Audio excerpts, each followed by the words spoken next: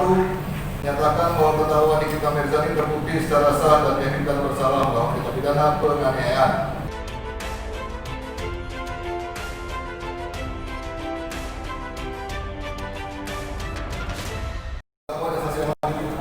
Selama menetap di apartemen juga merupakan izin ayahnya sebagai suami istri, lalu karena percekcokan terjadi lagi dan tidak mengetahui ternyata saksi Ahmad tidak mengingkari kesepakatan dengan tidak mencabut laporan polisi perkara ini, sehingga terdakwa mengajukan lagi perbuatan cerai yang prosesnya sekarang ini dalam tahap upaya hukum kasasi.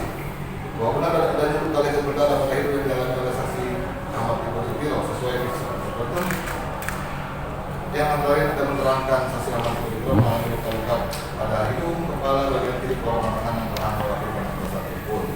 Dengan demikian, unsur penganiayaan telah terbukti secara sah dan menunjukkan menurut hukum. Dari uraian yang saya tulis sesuai fakta persidangan, para pendapat kesimpulan bahwa terdakwa terbukti secara sah dan menunjukkan bersalah melakukan pidana penganiayaan sebagaimana dia telah diancam pidana dalam pasal 351 KUH pidana sesuai dakwaan alternatif pertama dari penuntut umum.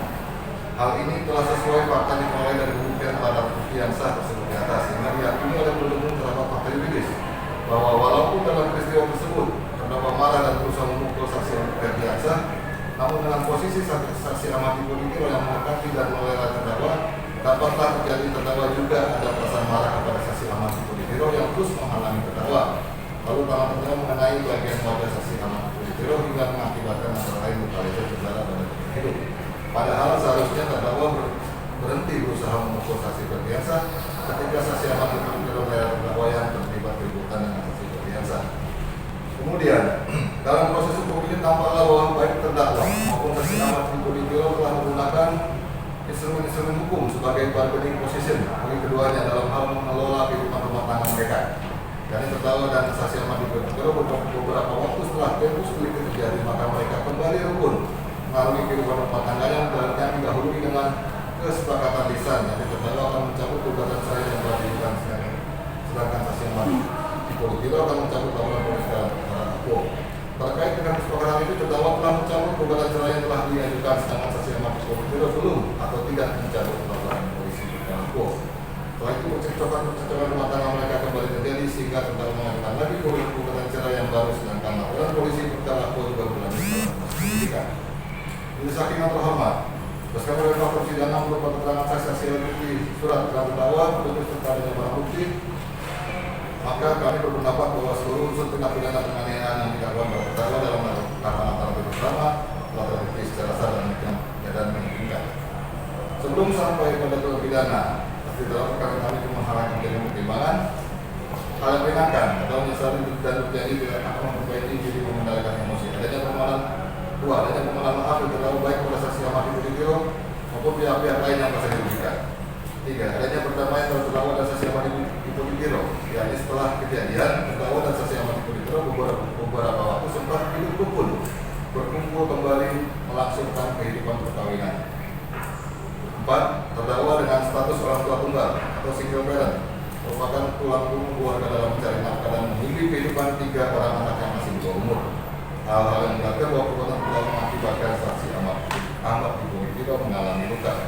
Berdasarkan uraian dimaksud, kami berdasarkan hukum dan perkara ini dengan perhatikan ketentuan undang-undang, khususnya nomor 1511 KUH pidana, Undang-Undang nomor 8 tahun 81 tentang KUH serta peraturan undang-undang lain yang bersangkutan menuntut supaya ketua Majelis Hakim pada pengadilan negeri Jakarta Selatan yang periksa dan mengalami perkara ini memutuskan 1. Menyatakan bahwa terdakwa Nikita Mirzani terbukti secara sah dan dinyatakan bersalah melakukan tindak pidana penganiayaan sebagaimana diatur dan diancam pidana dalam pasal 351 ayat 1 KUH pidana sesuai dakwaan alternatif utama dari penuntut umum. 2. Jatuhkan pidana terdakwa Nikita Mirzani dengan pidana penjara selama 6 bulan dengan ketentuan bahwa pidana tersebut tidak perlu dijalani kecuali jika di kemudian hari ada putusan hakim yang menentukan lain disebabkan karena terpidana melawan suatu tindak pidana atau melanggar syarat-syarat yang ditentukan dalam putusan hakim sebelum masa percobaan selama 12 bulan berakhir. 3. Menetapkan agar barang bukti berupa 1 buah asbak rokok mobil warna hitam dikembalikan kepada saksi Ahmad Iqbal. 4. Menetapkan agar terdakwa dibebani membayar biaya perkara sebesar Rp2.000. Demikian tuntutan pidana dibacakan dan diserahkan dalam sidang hari ini, Senin, tanggal 22 Juni tahun 2020. Penuntut umum ditandatangani Sigit Hendra. vonis, jadi tuntutan vonis ya, jadi itu tuntutan jaksa. Dia menyatakan bahwa Nikita terbukti melakukan penganiayaan dengan dituntut supaya dituntut 6 bulan, tapi tidak menjalani hukuman. Itu namanya percobaan. Sebetulnya yang menjadi titik permasalahan itu pengakuan dari jaksa sendiri.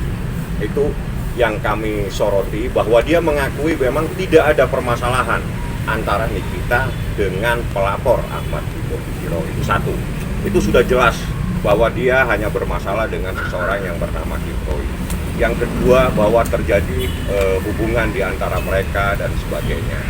Nah, di sini jelas sekali bahwa ini tidak ada penganiayaan antara niatan dari Nikita terhadap seseorang yang bernama Ahmad Kipro tersebut.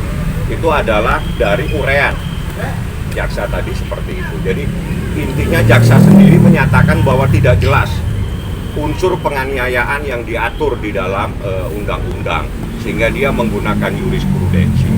Nah, di sini dia menyimpulkan bahwa tidak ada niatan ya Nikita untuk melakukan penganiayaan, tapi betul dia melempar terhadap seseorang yang bernama Kipro terkait dengan beberapa permasalahan. Yang kedua, bahwa setelah lapor itu ada sebuah kalimat bahwa perkara ini seharusnya ada di dalam laci-laci, tidak harus disidangkan. Dan ada sebuah kesepakatan Nikita mencabut gugatannya cerai di pengadilan agama dan dia mencabut laporannya. Nah, itu adalah Anda sudah mendengar sendiri, dan dari uraian-uraian itu jaksa menuntut kepada Nikita dan meminta kepada hakim untuk memutuskan supaya Nikita dihukum 6 bulan dengan masa percobaan selama 1 tahun. Artinya Nikita tidak harus menjalani hukuman di penjara.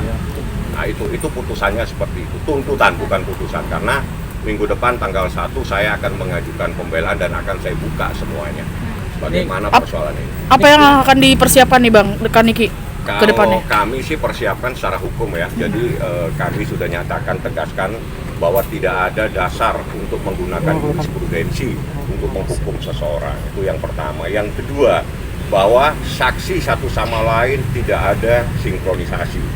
Jadi satu saksi itu di dalam hukum bukan saksi. Ya, itu adalah fakta, karena hanya dia sendiri yang menyatakan terjadi pemukulan, sedangkan 3 saksi yang lain tidak tahu menahu. Itu secara hukum. Jadi di Indonesia tidak mengenal yang namanya jurisprudensi dijadikan dasar untuk menghukum. Karena apa? Secara tegas dia menyatakan tidak jelas apa yang dimaksud penganiayaan di dalam KUHP. Artinya jaksa sendiri paham bahwa sebetulnya nggak tahu ini permasalahan apa, apakah penganiayaan atau bukan, sehingga dia mencari beberapa dasar hukum untuk menghukum seseorang. Yang begini sebetulnya tidak benar, gitu loh. Jadi kalau mau menghukum seseorang, pakailah dasar hukum yang jelas supaya memberikan perlindungan dan kepada masyarakat, para pencari keadilan. Seperti itu. Nanti kami akan bongkar semua bagaimana sebetulnya persoalan ini secara hukum. Karena penganiayaan itu ada unsur-unsurnya, ada akibatnya. Akibatnya seperti apa? Terungkap di persidangan bahwa setelah dia melaporkan justru dia kesana kemari, bahkan dugem katanya. Seperti itu. Jadi ada beberapa hal yang ada di dalam KUH pidana. Tapi jaksanya secara tegas menyatakan bahwa tidak jelas apa yang dimaksud penganiayaan yang diatur dalam KUHP, sehingga dia mencari dasar-dasar hukum yang lain. Nah, seperti ini akan sangat membahayakan para pencari keadilan, sehingga kami akan memberikan sebuah ketegasan. Tidak ada satupun saksi yang mengetahui persoalan ini. Tidak bisa menghukum seseorang dengan hanya berdasarkan kepada satu saksi. Seperti itu hukum yang berlaku.